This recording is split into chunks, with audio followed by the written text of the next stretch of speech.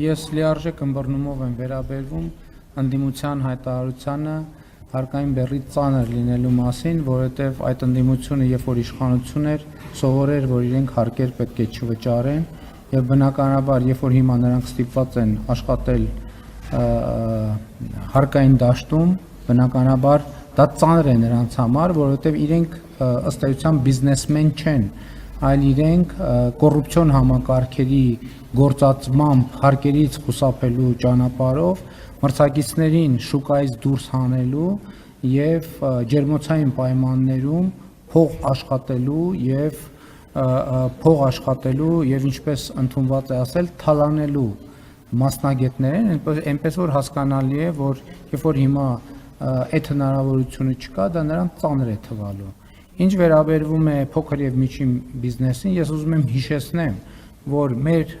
կառավարման շրջանում է ձևավորվել միկրոբիզնեսի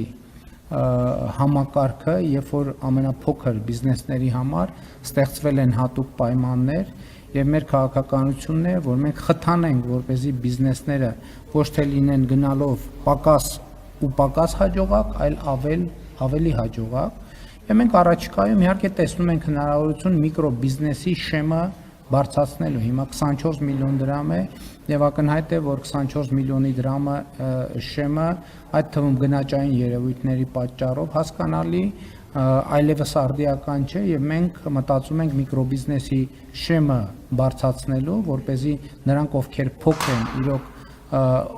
աշխատեն հատուկ պայմաններում, իսկ մյուսները հնարավորություն չունենան փոքրի անվան ներքո խուսափել հարկերից։ Ուզում եմ նաև ձեզ կամ հիշեցնել, կամ տեղեկացնել, եթե տեղեկացված եք, չեք տեղեկացնել, եթե տեղեկացված եք, բայց չեք հիշում, հիշեցնել, որ նաև 2018 թվականից հետո պարզվեց, որ շատ խոշոր բիզնեսներ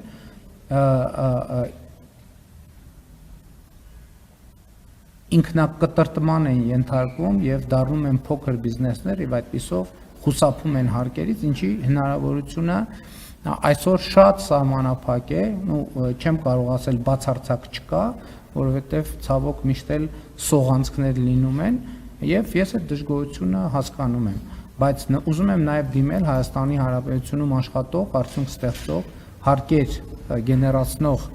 եւ վճարող քաղաքացիներին, որպեսզի նրանք տեսնեն, որ իրենց վճարված հարկերը դարձնում են հոյակերտ եւ ժամանակակից բոլոր պայմաններին համապատասխանող մանկապարտեզներ, դպրոցներ, որոնք հագեցած են ժամանակակից գույքով եւ ենթակառուցվածքներով եւ ելի ուզում եմ ընդգծել, որ հարկերը պետության եւ ինքնիշխանության կարևորագույն ատրիբուտներից են եւ ուզում եմ Հայաստանի Հանրապետության բոլոր քաղաքացիներին եւս մեկ անգամ կոչ անել, որպեսզի նրանք որևէ գնում անելիս չմոռանան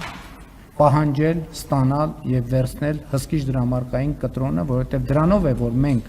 ապահովում ենք առողջության ապահովագրություն, այդ թվում ոչ միայն, բայց այդ թվում դրանով առողջության ապահովագրություն, թոշակների բարձրացում եւ նրանք ովքեր խոսում են, ովքեր ում հանրային խոսույթը հարկերի դեմոնիզացիան է, ձեր նշած խոսույթով, նրանք ուզում են չեղարկել առողջության ապահովագրությունը, նրանք ուզում են չեղարկել թոշակների բարձրացումը, նրանք ուզում են կասեցնել դպրոցների եւ մանկապարտեզների շինարարությունը, նրանք ուզում են կասեցնել ճանապարհների շինարարությունը եւ այլն եւ այսպես շարունակ։ Եվ ելի ուզում եմ ասել, կա հարկ, կա բարեկեցություն, չկա հարկ, չկա բարեկեցություն, որովհետեւ ելի ուզում եմ հիշեցնել, որ Հայաստանի Հանրապետության յուրաքանչյուր քաղաքացու